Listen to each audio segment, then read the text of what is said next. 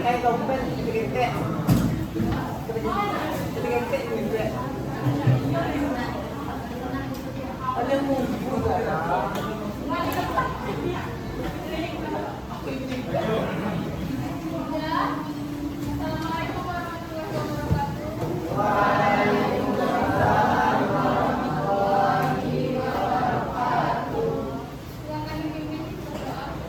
Semua siap.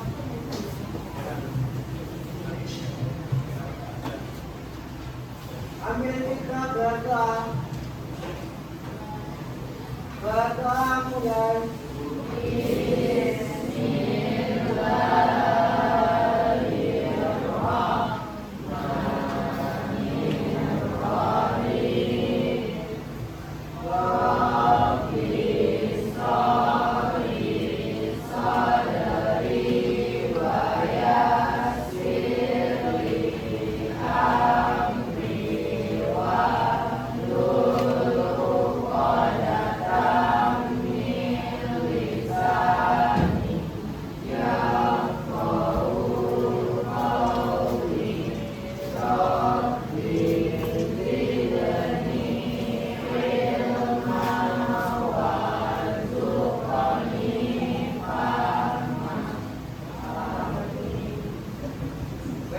Salam.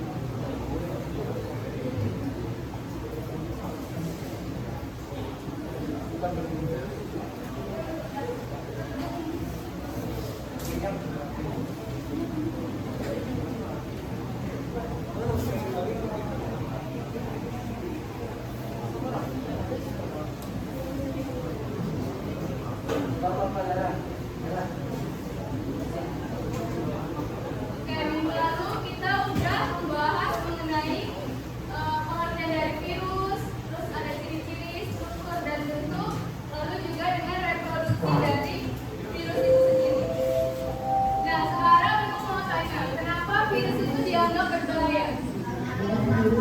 Virus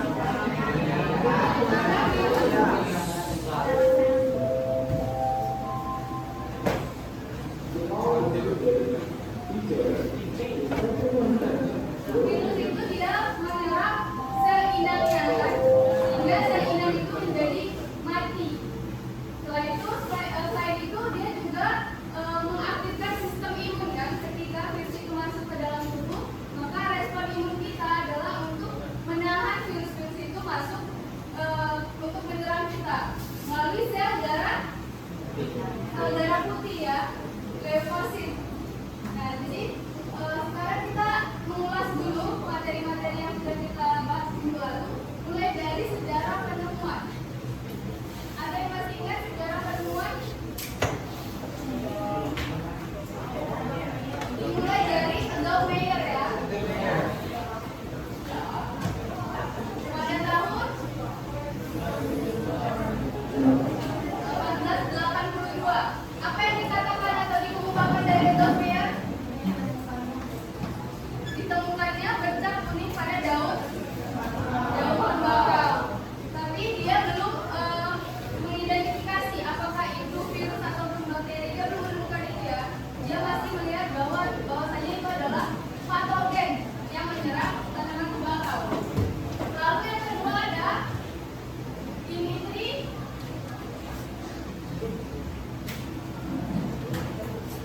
pada tahun 1887. Ya.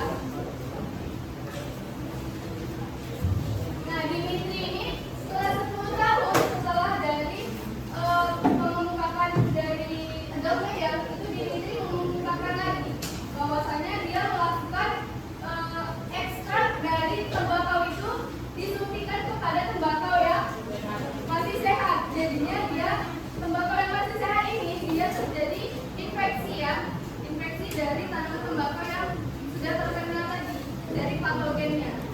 Suntikanlah ekstrak itu ke daun yang sehat, sehingga daun sehat itu timbul juga bercak-bercak kuning. Setelah itu ada yang ketiga, bapak siapa namanya? Yang ketiga, sejarah penemuan yang ketiga, Martinus Beijering ya.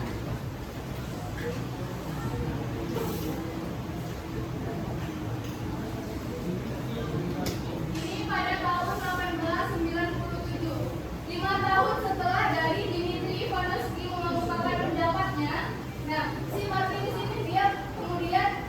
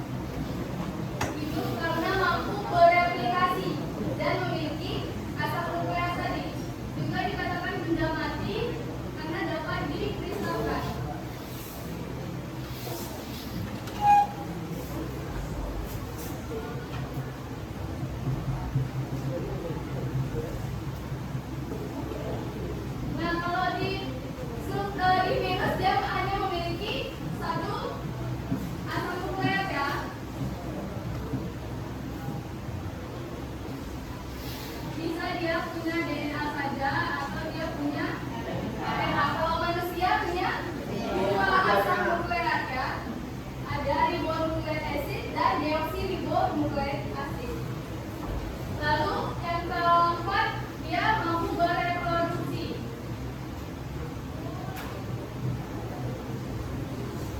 Lalu disebut dengan parasit obligat. Parasit obligat apa? Kira-kira? Parasit obligat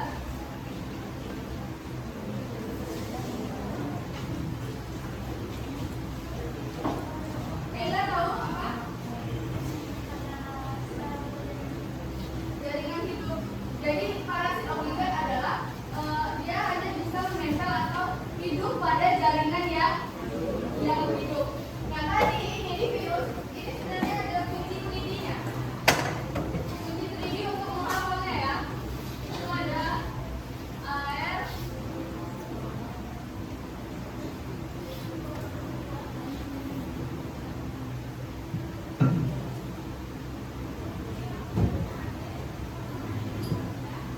nih, ini kunci 3D yang bisa Anda hafalkan kalau misalnya masuk di ujian.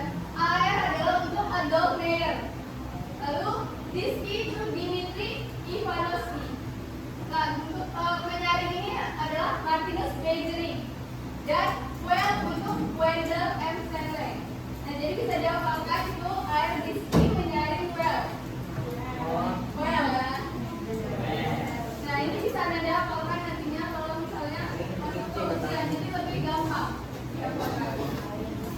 Lalu tadi struktur virus yang pertama dia merupakan parasit obligat, yang artinya dia bisa dikatakan benda hidup dan juga bisa dikatakan benda mati. Kalau hidup dia mampu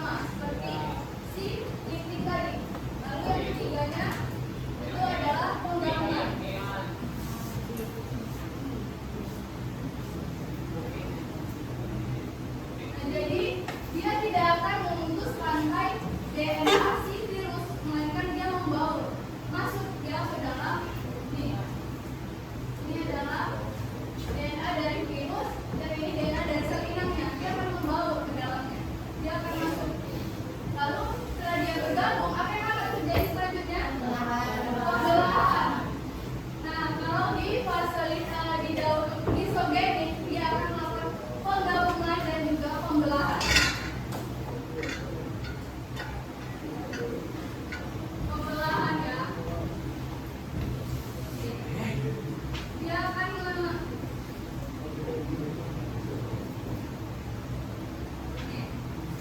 jadi setelah penggabungan, nah di penggabungan ini namanya profag, disebut dengan profag.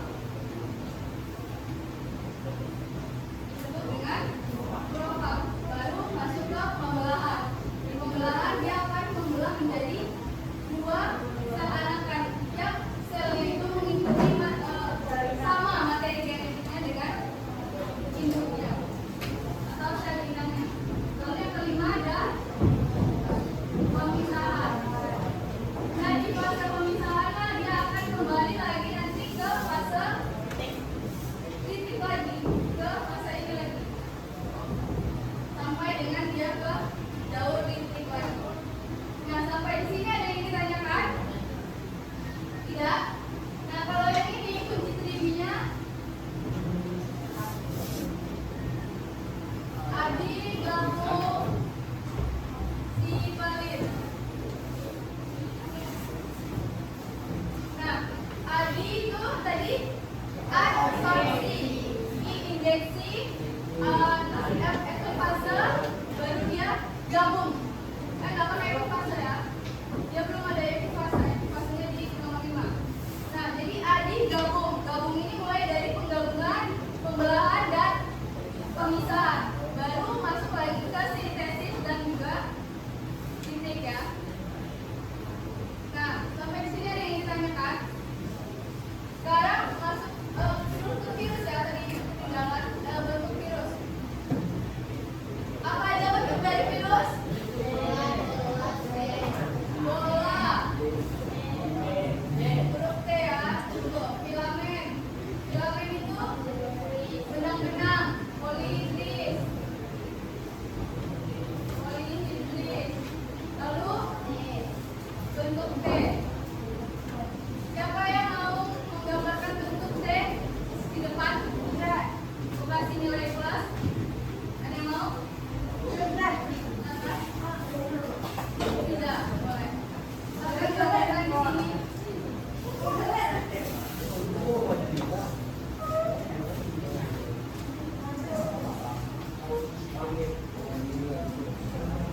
Jadi kunci trivinya adi sipelit dan adi gabung sipelit.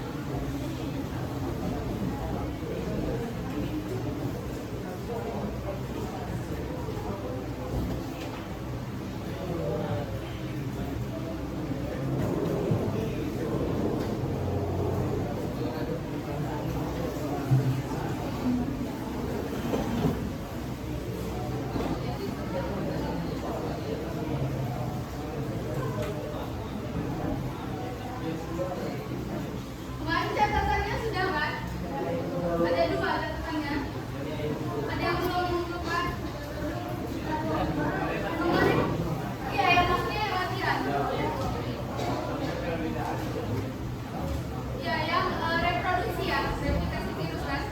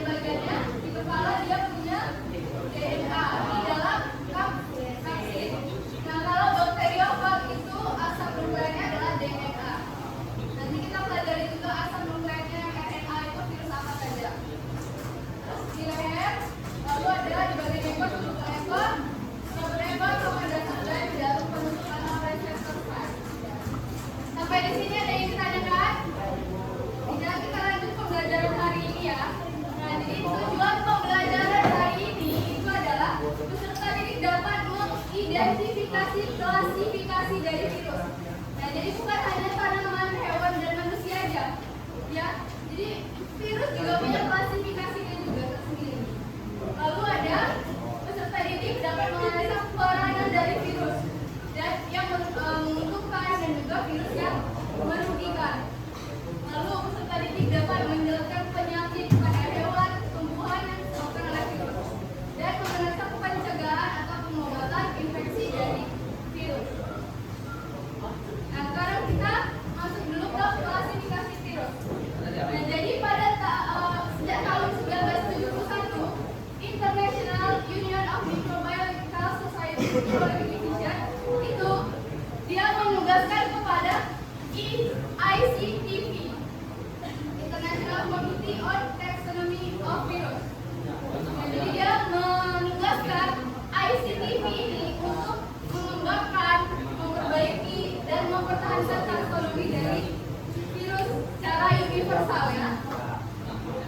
Nah, jadi klasifikasinya itu sistem klasifikasi ICTV namanya, ya. Nah, itu karena kemampuan mutasi yang sangat cepat. Si virus ini dia cepat sekali bermutasi. Nah, jadi diklasifikasikanlah virus ini berdasarkan genetiknya, kimia, morfologi, dan mekanisme multiplikasi. Lalu ada juga sistem yang lain namanya sistem klasifikasi Baltimore. Nah, kalau ini itu berdasarkan genom atau RNA dan DNA-nya. Lalu ada strain single atau double, rantai untai ganda ataupun untai tunggal, dan juga replikasi mode. Lalu ada terdapat 7 kelompok yang memiliki gen dan biologi yang sama. Nah, untuk klasifikasinya sendiri itu ada 4 tingkatan takson. Kalau kemarin itu ada berapa tingkatan taksonnya? 8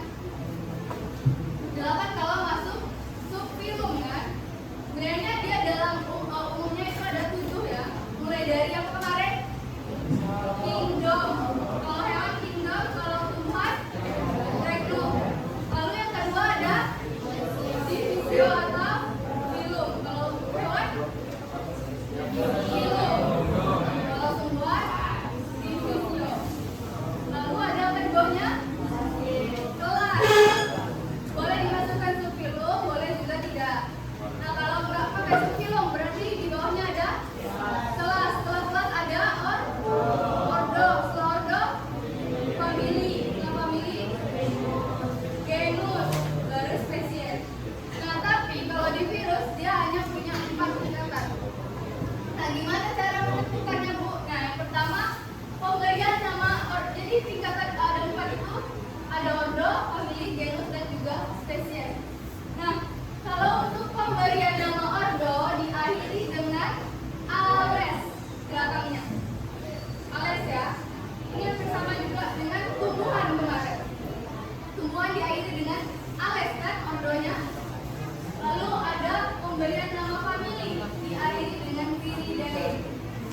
Di hewan juga kan, dae belakangnya. Kalau di tumbuhan Aceae, kan? Atau apa? Aceae, kan? Lalu untuk genus diakhiri dengan virus. Dan pemberian nama spesies itu menggunakan bahasa Inggris. Bisa bahasa Inggris, bisa dari nama spesiesnya. Itu diakhiri dengan virus. Nah, contohnya gimana? Ada Orthomyxovirales. Kalau untuk ordo, nah, Orthomyxovirus ini adalah gangguan pernapasan di itunya, sasarannya. Virus yang menyerang gangguan pernapasan. Orthomyxovirus. Nah, jadi kalau untuk ordo itu diakhiri dengan ales. Jadi Orthomyxovirales.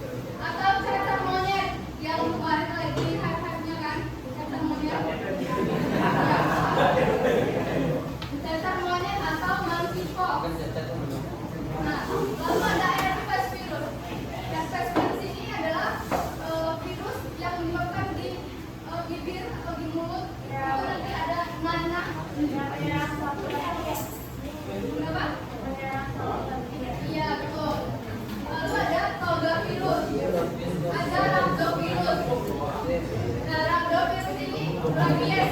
Virus rabies. Nah, dia punya nukleokapsid. Sedangkan virus yang telanjang itu ada parvovirus. Ada yang tahu parvovirus? Parvo itu penyebab kutil. Papilioma. Nah, itu virus untuk virus yang menyebabkan kutil. Terus ada adenovirus, picornavirus, reovirus. Nah, nanti kita akan bahas virus-virus itu dia menguntungkan atau merugikan. Nah, selanjutnya berdasarkan jumlah kapsomernya. Ada virus dengan 32 kapsomer. Contohnya parvovirus. Ada virus dengan 60 kapsomer. Kapsomer itu bentuk dari ininya nih. Ini kan ada gambar-gambar kayak gini kan yang digambarin pizza. Kapsid, kita ingat ada kapsid itu kan kepala. Nah, kapsomer itu bagian dari kepalanya. Segi-seginya. Nah, ada yang dengan 32 kapsomer. Itu contohnya ada parvovirus. Itu PPT-nya udah ibu kirim ya di grup, bisa Anda lihat. Lalu ada dengan 60 kapsomer. Nih, banyak dia kan? Nah, itu picornavirus contohnya. Ada juga 72 kapsomer. 162. Dan terakhir paling banyak itu 252 kapsomer. Itu di adenovirus. Ini kalau Anda lihat gambarnya itu ada peta-petanya di kapsidnya ini. Nah, itu sesuai dengan jumlahnya. Itu berdasarkan kapsomernya, ya. Lalu ada berdasarkan jenis sel inangnya, sel yang ditumpanginya. Kalau virus yang menyerang bakteri tadi dinamakan dengan bakteriofag. Kalau menyerang tanaman, TMV atau tobacco mosaic virus yang dikembangkan dari Adolf Meyer sampai dengan Papa Wendell. Nah, itu virus yang menyerang tanaman tembakau. Tobacco ya, tobacco itu artinya tembakau. Nama latin dari tembakau. Tobacco nicotiana. Itu nama latin dari tembakau. Mosaic itu adalah mosaic itu bercak-bercak. Nah, virus adalah virus ya. Jadi tobacco mosaic virus adalah virus yang menyebabkan bercak kuning pada daun tembakau. Lalu yang menyerang hewan, virus rabies. Ada anjing, ada kan virus rabies atau rhabdovirus namanya. Dan yang menyerang manusia. Yang menyerang manusia itu ada HIV, influenza, corona yang kemarin sudah kita lewati, hepatitis, herpes, banyak ya. Nanti kita pelajari satu-satu. Terus selanjutnya ini salah ya, di tipe genom ya, berdasarkan tipe genom. Nah, jadi virus itu memiliki 7 tipe genom kan tadi di awal kita sebutkan. Nah, yang pertama tipenya memiliki DNA utas ganda dan reproduksinya secara replikasi. Nah, ini contohnya herpes virus. Berarti herpes virus ini dia merupakan virus tipe pertama dengan DNA-nya utas ganda atau strain double. Lalu ada tipe kedua, itu DNA-nya utasnya tunggal, sama reproduksinya secara replikasi memperbanyak diri. Nah, itu contohnya ini mirip virus of mice. Jadi ini contohnya ini berdasarkan ini ya, dari 1 sampai dengan 7. Yang ketiga ada virus dengan utas dan RNA. Jadi ada virus berdasarkan DNA dan ada yang RNA. Nah, kalau yang RNA utas ganda itu contohnya reovirus. Bisa dilihat contohnya di Google reovirus. Nah, lalu ada yang keempat itu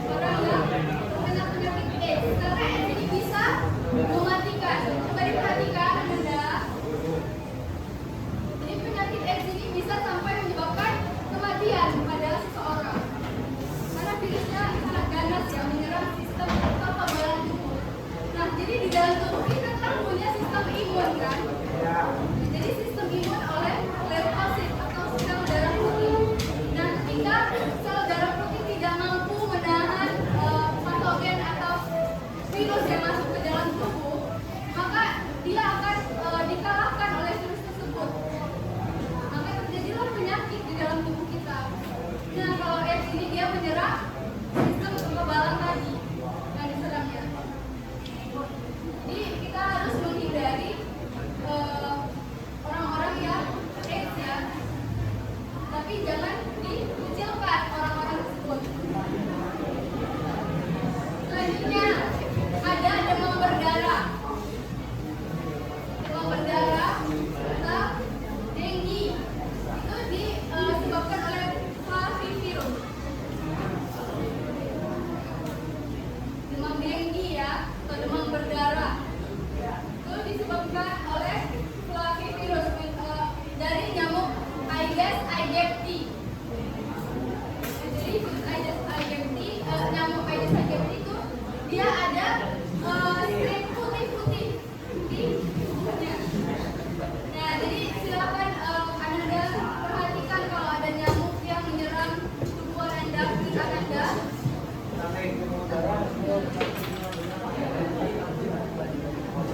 Itu enggak. Dia badannya juga putih-putih, ada bercak putihnya. Nah, itu berarti nyamuk Aedes aegypti. Hati-hati ya. Nah, jadi kalau coba suara dengan Anda. Nah, kalau untuk demam berdarah itu biasanya kita seminggu demam. Habis itu setelah seminggu udah hilang misalnya rasa demamnya. Karena itu kita udah lengah.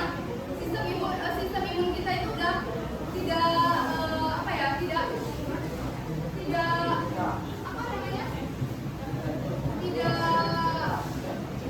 kayak nggak aktif banget gitu, karena kita udah merasa kita udah sehat, tapi ternyata virus itu datang lagi.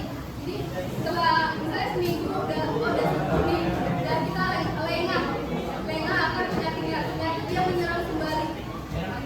Bisa seperti itu ya, dia menyerang kembali sehingga bisa sampai menyebabkan kematian karena kita lengah bahkan sakit yang kita derita.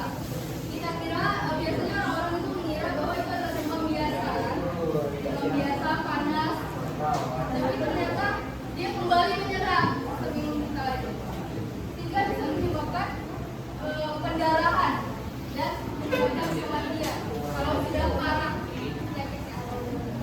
Yang ketiga ada gondongan, disebabkan oleh Paramyxophilus. Biasanya kalau udah gondongan atau gondongan ya, gondongan, nah itu bisa ini biasanya dikasih bau kan, bau pakai cuka, ya kan? Nah, bisa mengurangi.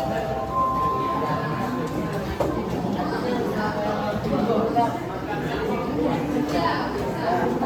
Nah, kalau gondongan ini dapat dicegah dengan pemberian vaksin. Jadi coba diperhatikan semuanya. Ini ada nanti kita pelajari vaksin. Vaksin itu adalah virus yang dilemahkan. Virus yang dilemahkan lalu disuntikkan ke dalam tubuh. Nah, jadi sistem imun itu akan aktif untuk mengidentifikasi virus yang masuk. Kan virusnya dilemahkan tuh. Setelah dilemahkan baru disuntikkan ya ke tubuh. Nah, jadi si sistem imun kita ini udah tahu kalau itu adalah virus dari virus yang disuntikan tadi tuh. Jadi ketika kita terkena virus ini, sistem imun kita sudah aktif bekerja karena dia udah tahu, oh itu virus yang kemarin dimasukkan, kayak misalnya corona, gitu ya. Nanti kita pelajari ya, ternak, sapi, kambing, domba, babi. Nah, itu bisa menyerang virus. Lalu ada TPO atau Newcastle disease. Nah, tadi kan ibu bilang kalau misalnya untuk penamaan spesies itu bisa menggunakan bahasa Inggris nih. Newcastle disease atau TPO fever itu menyebabkan penyakit pada unggas seperti ayam atau itik, diare, batuk-batuk. Terus dia bisa berputar-putar kepalanya. Itu berarti dia sudah terkena virus TPO. Ada tumor atau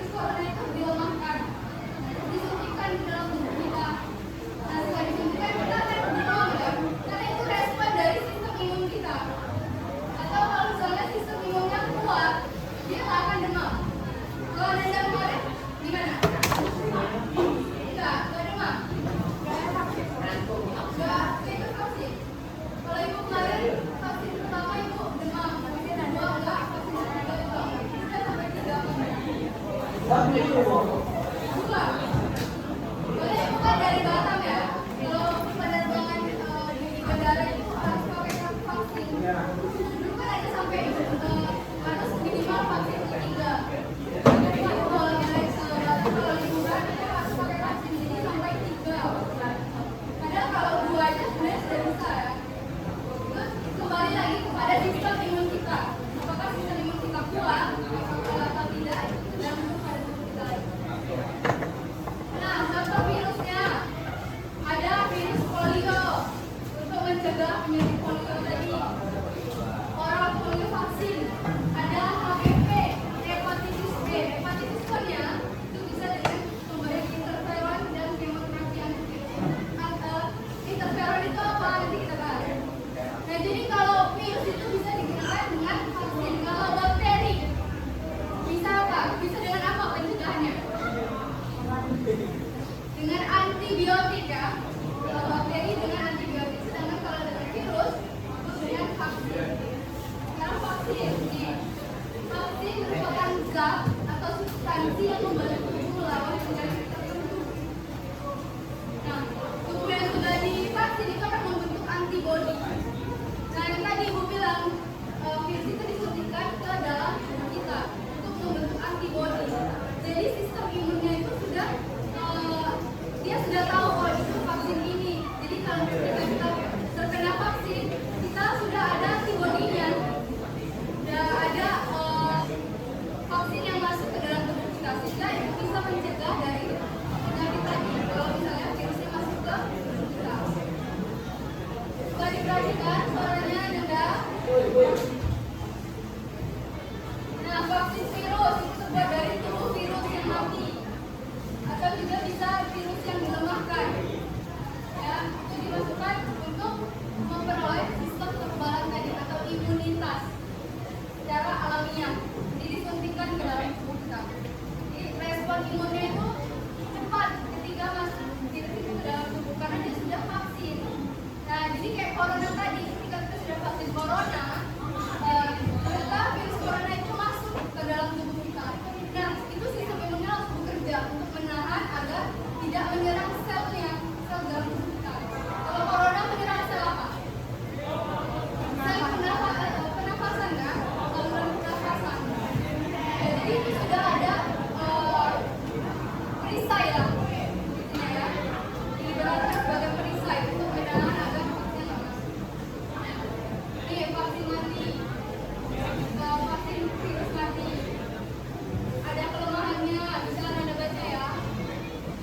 Lalu vaksin virus hidup yang dilemahkan, bisa dibaca di ini. Nah, ini vaksin utama. Nah, poliometris sumber vaksinnya biarkan jaringan ginjal monyet. Tuh, sel diploid manusia. Nah, bisa dimatikan atau bisa juga dilemahkan. Nah, cara pemberiannya bisa melalui mulut atau oral, bisa melalui susutan atau injeksi, disuntikkan ya, dimasukkan ke dalam tubuh. Lalu ada campak, itu dari biarkan jaringan embrio ayam. Nah, itu virusnya adalah virus yang dilemahkan, lalu diinjeksikan, disuntikkan ke dalam tubuh. Lalu ada kondom, kondoman tadi juga pakai embrio ayam, sama dia dilemahkan. Kalau ada rubella, itu dari biarkan jaringan bebek, kelinci, sel diploid manusia, dia dilemahkan juga. Nah, lalu ada cacar, itu dari jaringan limfe, ada sapi atau domba. Itu vaksinnya hidup. Nah, itu untuk pemberian tekanan atau tusukan berkali-kali ke dalam kulit. Lalu ada influenza, dimurnikan dari cairan allantois, embrio ayam juga. Lalu kalau rabies itu embrio bebek atau sel diploid manusia. Nah, ini ada cara kerja vaksin. Nah, silakan dibaca ya instruksinya. Ada interferon tadi. Nah, interferon itu adalah protein yang dihasilkan oleh hewan ataupun sel biota sebagai respon terhadap infeksi virus. Ada kemoterapi antivirus.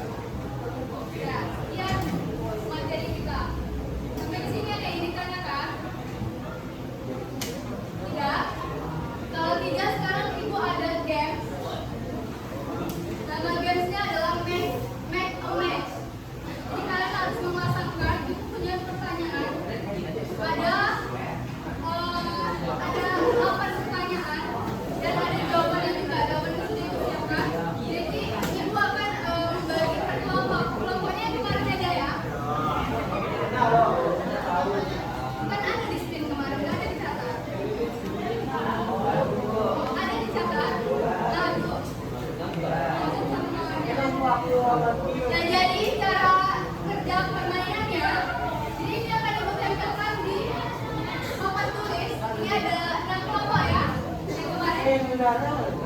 Nah, jadi masing-masing kelompok itu akan diberi waktu 10 menit. 10 menit dengan 8 pertanyaan. Nah, jadi ibu sudah siapkan.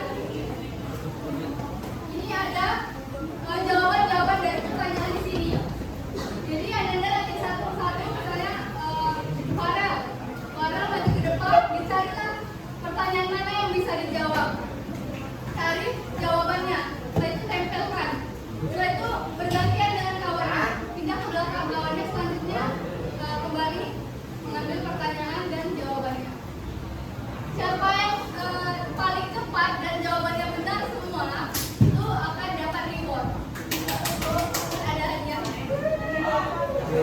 Ya, sekarang silakan berbaris sesuai dengan kelompoknya masing-masing. Kelompok Rabi.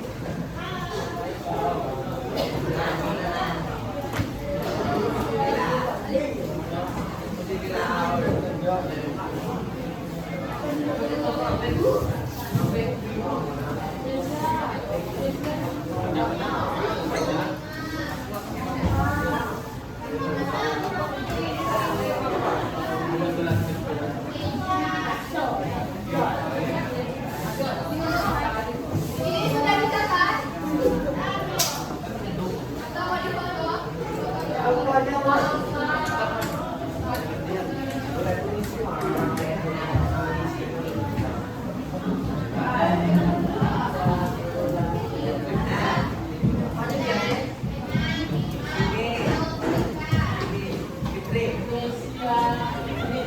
Silakan berbaris.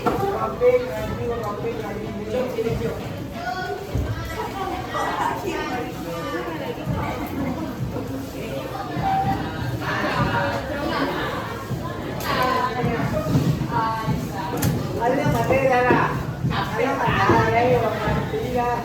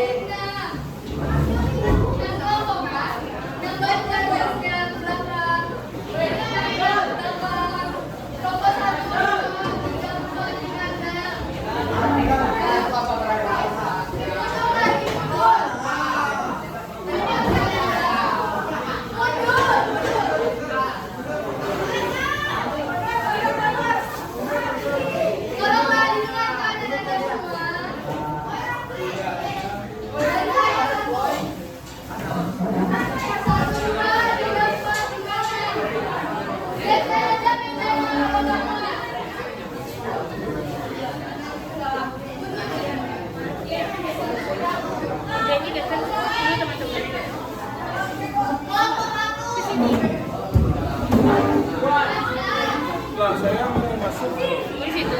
iya.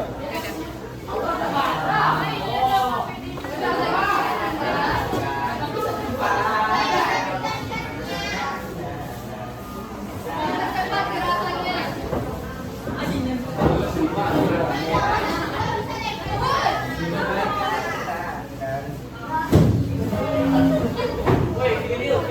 Ya, ini kelompok berapa?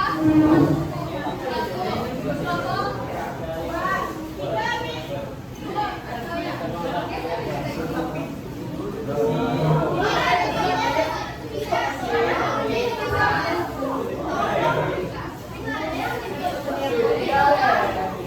Apa nih JMD?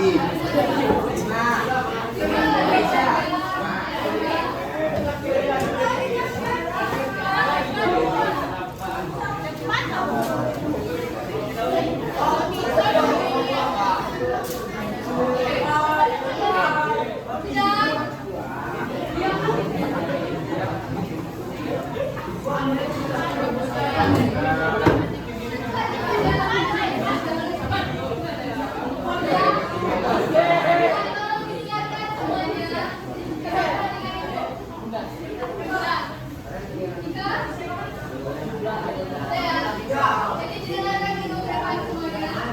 Jadi ini kan ada 8 ya pertanyaannya. Nah, jadi nanti maju satu persatu. Nah, jadi yang maju misalnya berapa maju dia cari apa yang bisa dijawabnya. Berapa bagaimana cara mencegah virus? Cari ke sana jawabannya. Tempelkan ke sini. Setelah ditempelkan berapa? Nah, selanjutnya maju lagi. Tempelkan ke mana? Jawabannya itu buat enggak. Nah, nggak boleh lihat HP ya.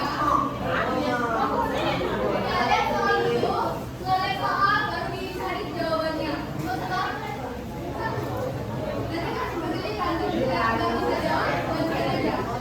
Misalkan ya kalau nggak bisa jawab, bukan aja ke belakang. Ganti ya. Nah, jadi ibu kasih waktu 10 menit. 10 menit. Nanti siapa yang kelompok yang paling lama dan jawabannya benar semua akan dapat hadiah.